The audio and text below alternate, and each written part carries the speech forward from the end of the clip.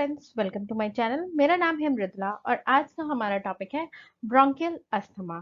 तो चलिए video start करते हैं।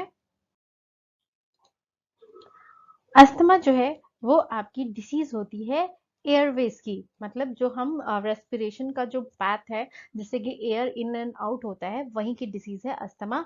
और ये नॉन कम्युनिकेबल होती है इन सेंस कि किसी भी पर्सन से सेकंड पर्सन को ये कम्युनिकेट नहीं करती है। ठीक है। कॉमन उसके बाद ये जो वर्ड है अस्थमा, ये आपका बेसिकली डिराइव हुआ है एक ग्रीक वर्ड आजीन से, जिसका मतलब होता है शार्प ब्रेथ, यानी कि जो ब्रेथ होगी वो काफी तेज होगी। ठीक है। ये आपको हर एज के लोगों को अफेक्ट करता है और एडल्ट्स में इसका जो रेशियो होता है वो मेल और फीमेल में इक्वल होता है। लेकिन चिल्ड्रंस की अगर बात करें तो उनमें मेल फीमेल की रेशियो जो होती है 2:1 होती है। ठीक है।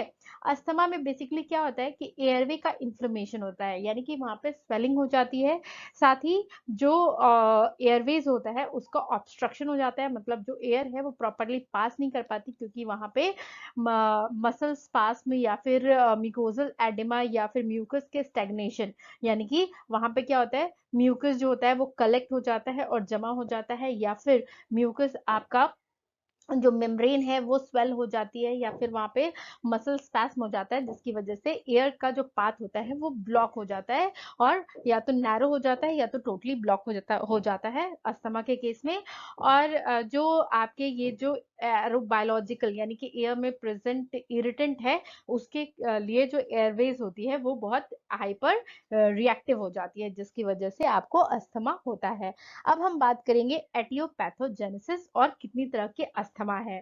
तो डिपेंडिंग अपॉन कि ब्रोंकियल अस्थमा के स्टिमुलेटिंग फैक्टर्स कौन से हैं, ये आपको दो ब्रॉड इटियोलॉजिकल टाइप में डिवाइड किया गया है।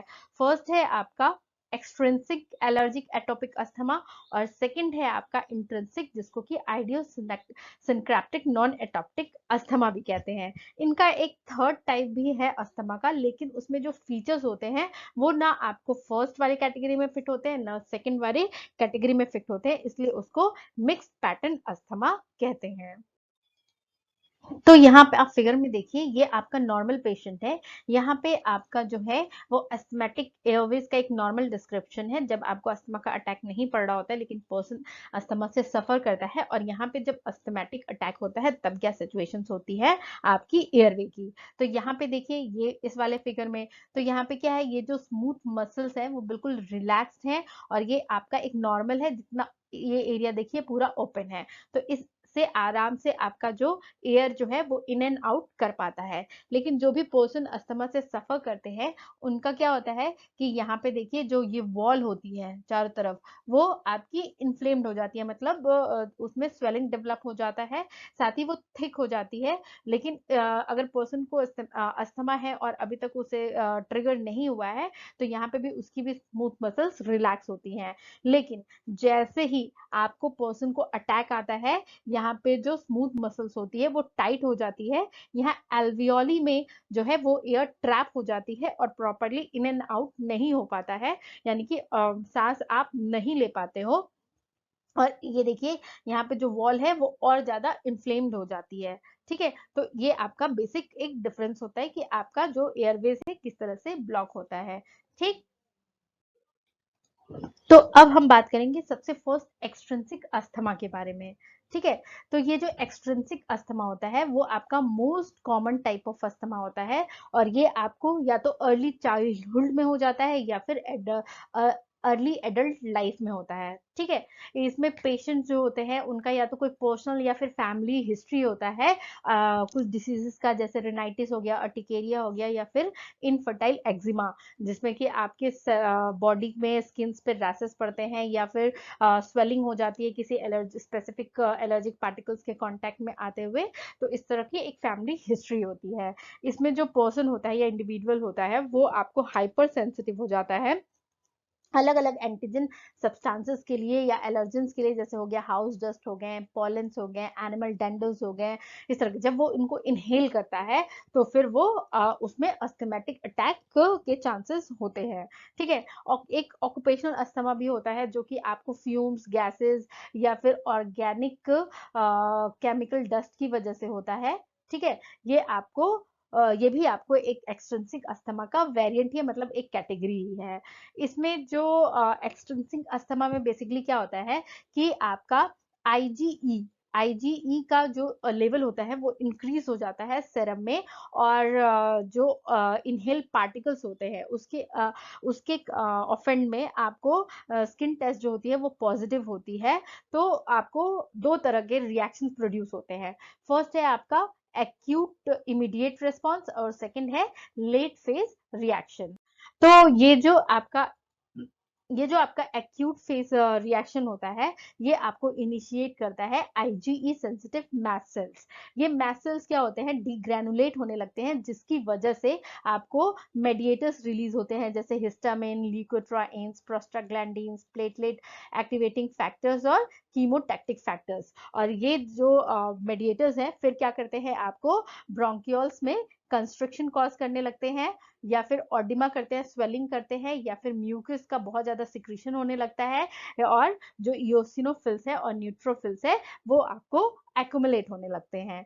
उसके बाद क्या होता है कि आपको सेकंड में लेट फेज रिएक्शन स्टार्ट होता है। ये लेट फेज रिएक्शन जो है वो इमीडिएट आपका एक्यूट इमीडिएट रिस्पॉन्स के बाद ही स्टार्ट होता है, और ये अस्थमा के जो लॉन्ग आपको अटैक है उसके लिए रिस्पॉन्सिबल, मतलब अस्थमा को और कॉम्प्लिकेट करने में ये लेट फेज रिएक्शन रिस्पॉन्सिबल होता है।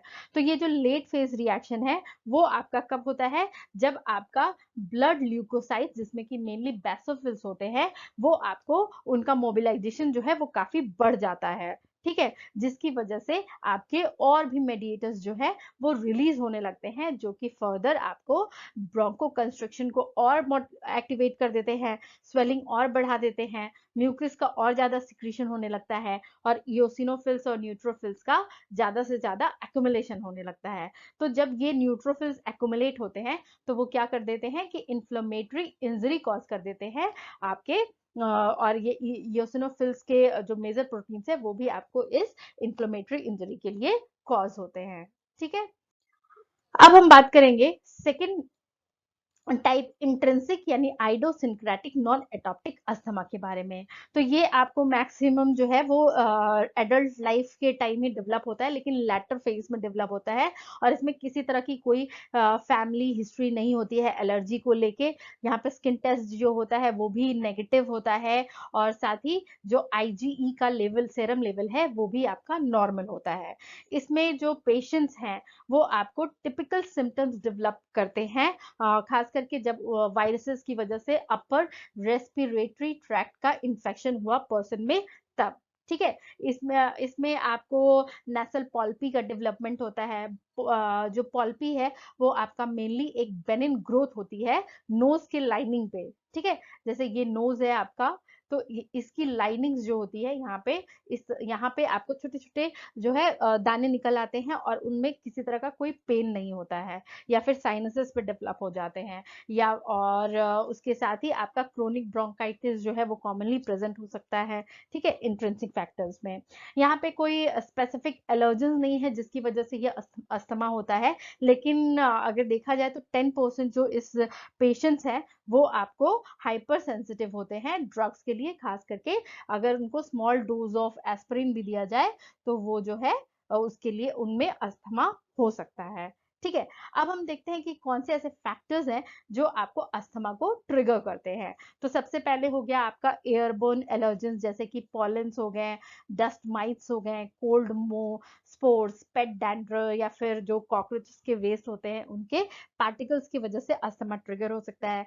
साथ ही अगर किसी पर्सन को रेस्पिरेटरी इंफेक्शन हो रखा हो, जैसे कि कोल्ड और फ्लू, उसमें भी अस्थमा के चांसेस हो जाते हैं। सिगरेट स्मोकिंग के केस में, अगर वेदर सडनली चेंज हो जा रहा है, कभी कोल्ड है कभी ह्यूमिड है, तो उस चेंज की वजह से भी आपको अस्थमा जो है वो ट्रिगर हो जाती है। उसके साथ ही फिजिकल एक्टिविटी यानी एक्सरसाइज की वजह से, या फिर आप बहुत ज्यादा स्ट्रेस में हो, इमोशंस में हो वो पर्सन, तो भी आपको अस्थमा होगा। और कुछ केमिकल्स भी जो होते हैं वो आपको एयरवेज को इरिटेट करते हैं, जैसे स्प्रे हो गए, परफ्यूम्स हो गया, क्लीनिंग फ्लूइड्स हो गए, इसकी वजह से भी अस्थमा ट्रिगर होता है।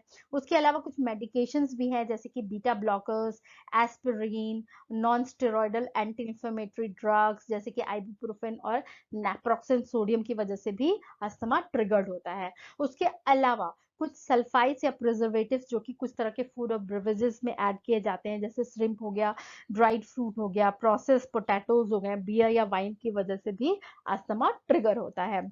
उसके अलावा एक और फैक्टर है जो ट्रिगर करता है अस्थमा को, वो है गैस्ट्रो इसोफेगियल रिफ्लक्स। ये एक ऐसी कंडीशन होती है जिसमें कि स्टमक वापस आपके थ्रोट में वापस आ जाता है, तब भी अस्थमा ट्रिगर हो जाती है। अब हम बात करेंगे कॉमन सिम्टम्स ऑफ अस्थमा। तो अस्थमा के केस में आपको जो है ब्रीथिंग डिफिकल्ट हो जाती है, मतलब पर्सन जो है उस वो प्रॉपरली ब्रीथ नहीं कर पाता है, उसको लगता है कि अब उसकी सांस बस खत्म ही होने वाली है। उसके चेस्ट जो होती है उसे बहुत टाइट फीलिंग होती है, कुछ ऐसा इस तरह का फीलिंग होता है जैसे कोई बैठा हुआ है उसके चेस्ट पे। एक विजिंग यानी कि एक विस्लिंग या म्यूजिकल या की नॉइज होता है चेस्ट के अंदर जब आप सांस लेते हो तो। और कफ होता है जो कि आपको और भी ज्यादा वर्स्ट हो जाता है नाइट या फिर मॉर्निंग के टाइम पे। उसके ये तो हो गए कॉमन सिम्टम्स, लेकिन अब देखते हैं सीवियर सिम्टम्स क्या क्या होते हैं। तो जो अस्थमेटिक पेशेंट्स है अगर उनमें सीवियर सिम्टम्स डेवलप हो जाए तो वो सही प्रॉपर तरीके से बात नहीं कर पाता। उसके लिप्स या फिंगर नेल्स पे आपको ब्लूइश टिंग मतलब लाइनिंग्स आ जाती है। नॉस्ट्रल्स जो है वो फैलने लगती है जब वो ब्रीथ करता है। और स्किन जो होती है नेक और रिब्स के पास, जब वो बहुत तेज ब्रीथिंग कर रहा हो तो वो इन होने लगती है पूरी की पूरी, और वो प्रॉपरली पर्सन जो है वो चल नहीं पाता है। तो अब जो है कि अस्थमेटिक पेशेंट्स में अस्थमा ट्रिगर ना हो या फिर उसे अटैक ना पड़े, उसके लिए वो क्या कर सकता है कि उसको जो भी डॉक्टर ने अस्थमा प्लान दिए हैं उसको प्रॉपरली फॉलो करे, इन्फ्लुएंजा और निमोनिया से वैक्सीनेट हो जाए, और जो भी अस्थमेटिक ट्रिगरिंग फैक्टर्स है उसके लिए उसको आइडेंटिफाई करके वो अवॉइड करे। और साथ ही हमेशा अपने ब्रीथिंग को मॉनिटर करते रहे, और जो भी उसे मेडिकेशंस दिए गए हैं उसको वो प्रॉपरली ले, तो इससे वो अस्थमा के अटैक को प्रिवेंट कर सकता है। तो ये था अबाउट आपका अस्थमा। अस्थमा के कॉजेज क्या है, अस्थमा के टाइप्स क्या है, किस वजह से होता है, और उनके क्या सीवियर और कॉमन सिम्टम्स है, साथ ही हम किस तरह से अस्थमेटिक पेशेंट जो है अपने आप को अस्थमेटिक अटैक से प्रिवेंट कर सकते हैं। तो अगर आपको मेरा ये वीडियो पसंद आया